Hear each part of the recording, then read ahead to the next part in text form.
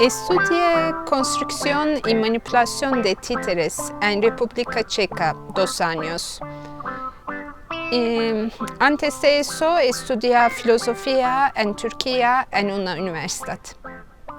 Casualmente un día me fui a una función de títeres y antes de eso, en mi niñez, por ejemplo, nunca vi a títeres o una obra de títeres. No fue algo que conocía y cuando lo vi, sí, me enamoré por la forma y de existir como existen los títeres.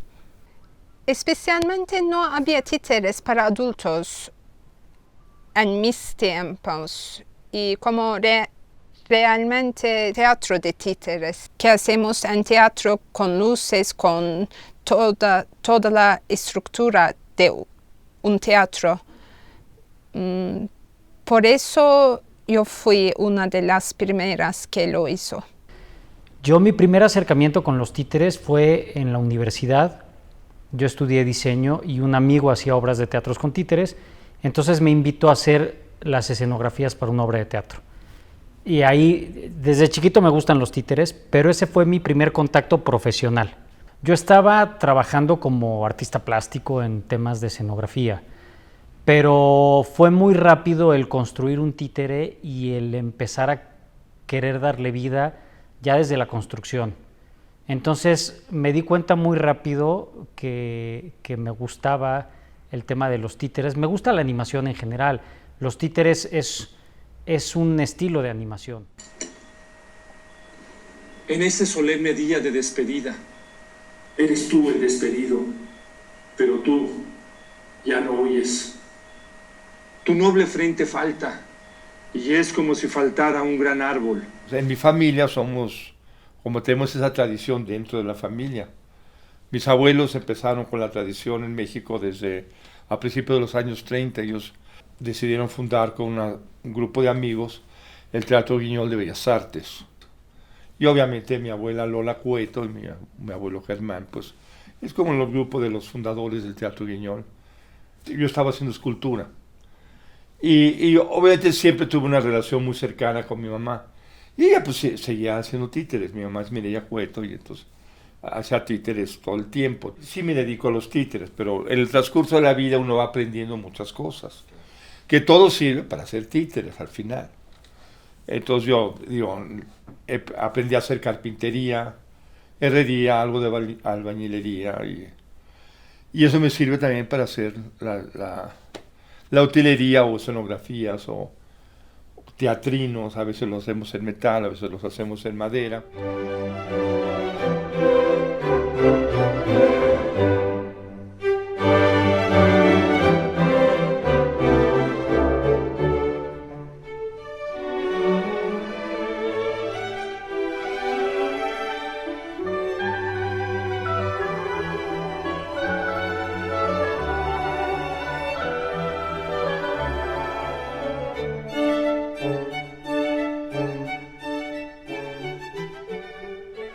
Yo oigo muchos decir, ay, qué lindos los títeres, y que no, que están divinos, están preciosos, no sabes cómo amo los títeres, y la importancia del títere. El títere nunca va a tener mayor importancia que el titiritero o el actor que manipula los títeres. Lo importante es lo humano. Y si el títere tiene vida es porque un güey se la está dando, no la hace solo. Y está divino y está muy bonito, a veces está muy bonito y a veces está bien feo. Pues si trabajamos con títeres feos. Algo que está claro es que el titiritero es un actor. Para ser titiritero tienes que ser actor, tienes que saber expresar, tienes que saber interpretar, tienes que modular la voz, tienes que dar intención. No puedes ser titiritero si no eres actor. Nosotros no existimos, casi no es como el trabajo del actor, porque titiritero no tiene ego, es el principal, es primera cosa que necesitamos que tener, porque es más importante no marcar el títere o no robar su acto. Los títeres tienen una comunicación más directa que los actores en la escena. El titiritero debe olvidar su cuerpo. Es algo como meterse al cuerpo del títere y ver el mundo de los ojos del títere.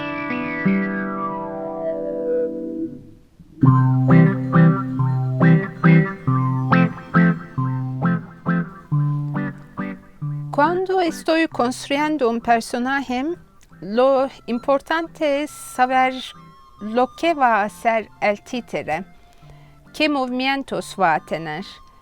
Por eso tengo que saber qué material voy a usar y cuántas personas lo van a manipular. Pienso en la plástica y cómo armar las piezas de la marioneta y cómo lograr tener el movimiento en lo que estoy pensando.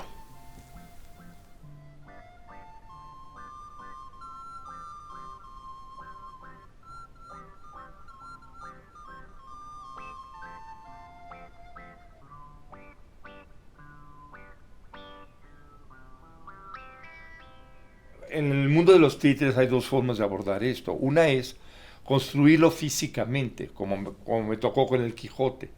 Pero también uno lo tiene que trabajar psicológicamente o crearle una voz, crearle cómo piensa, cómo habla, una forma de hablar, una forma de moverse y en sí lo que es físicamente la construcción del títere.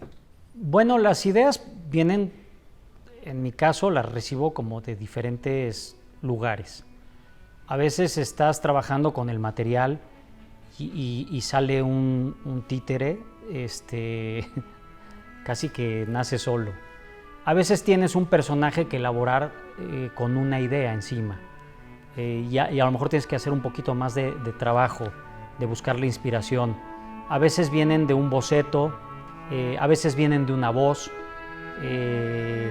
a veces vienen de ver un par de ojos y ponerle una tela encima y decir, me gusta esta idea, de un libro, de una historia, de una persona.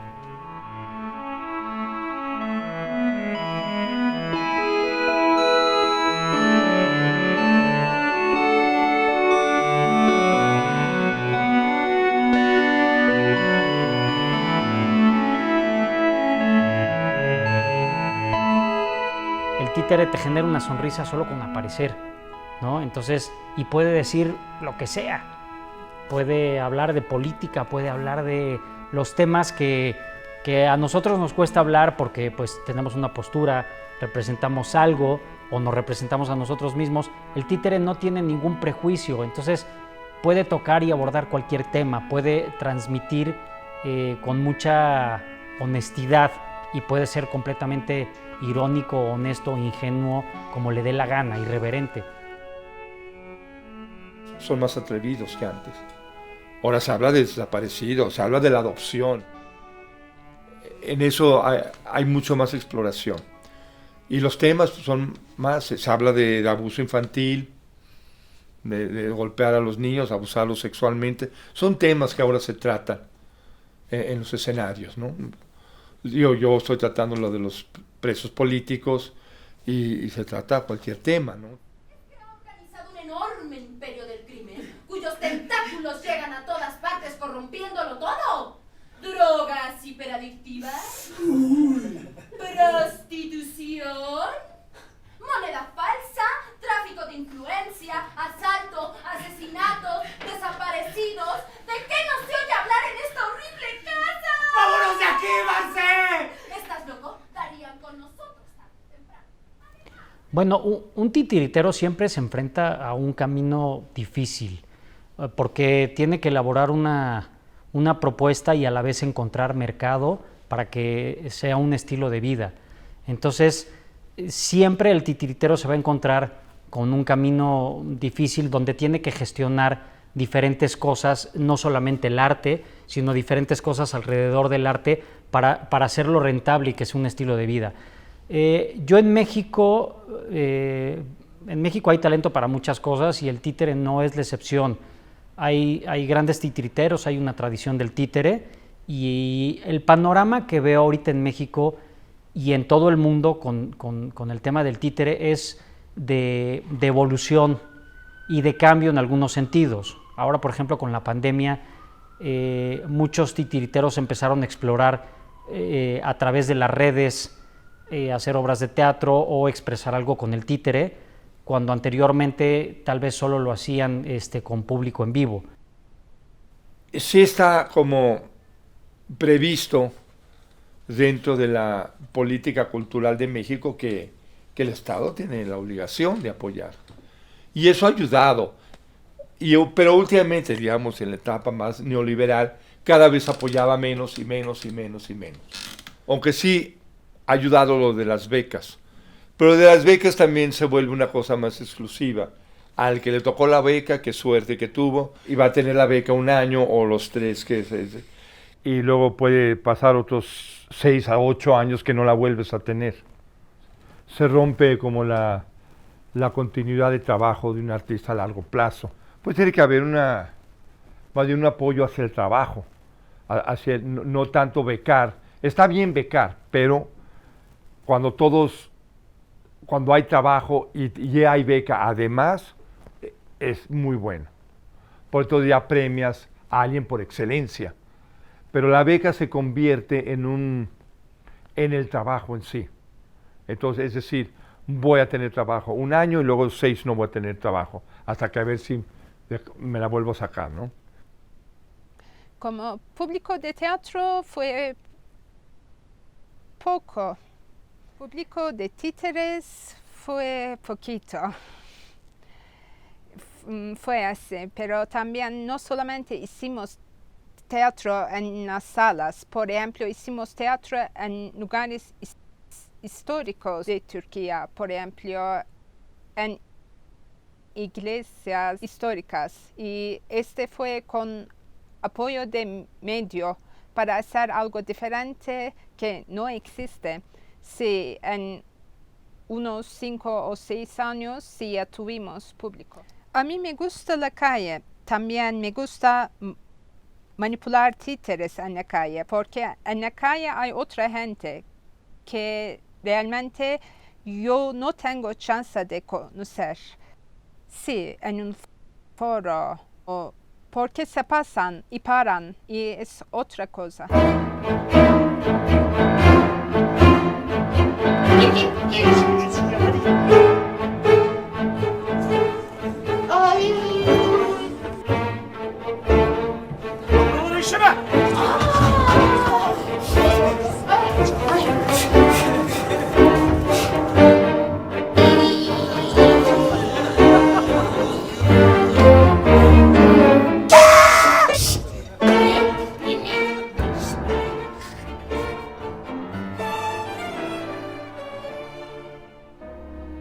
El títere es un vehículo que llega inmediatamente y entra directo al corazón del público. Es un aporte de emoción, es un aporte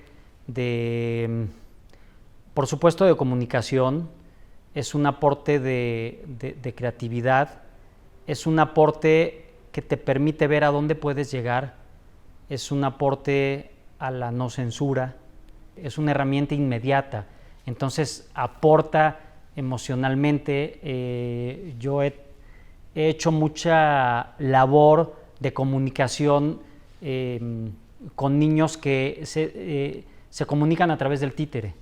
Entonces, y niños y adultos. Entonces, cuando tú les hablas con el títere, empiezan a comunicarse y a decir qué necesitan, qué les ha pasado, qué piensan, etcétera.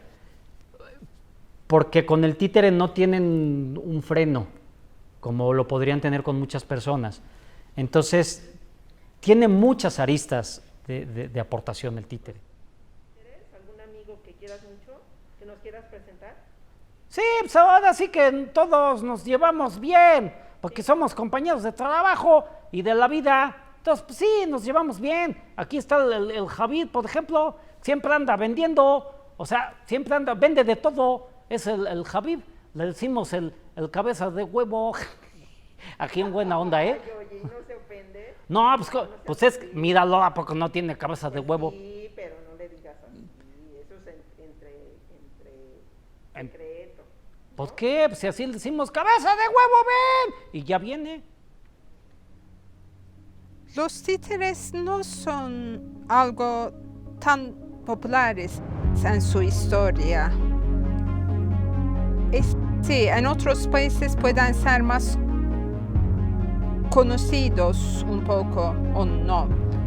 Pero, por ejemplo, titiriteros no lo hacemos para ser famosos o como ser algo como estar en mundo. Es algo más íntimo, más personal. Por eso sí va a continuar y cada día también vemos que sea algo más antiguo, porque hacemos todo a mano y tal vez al tiempo cuando no hay mucha gente que quiere trabajar a mano, pero generalmente sí hay unos que quieren hacer eso y otros no.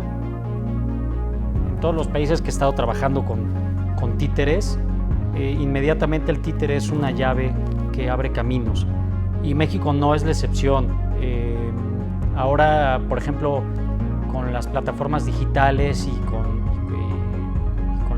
las redes, ya ni siquiera hablamos de un mercado nacional, hablamos de un mercado internacional donde la única barrera podría ser el idioma, pero tienes todo el público de habla hispana, si eres mexicano, para elaborar contenido con títeres.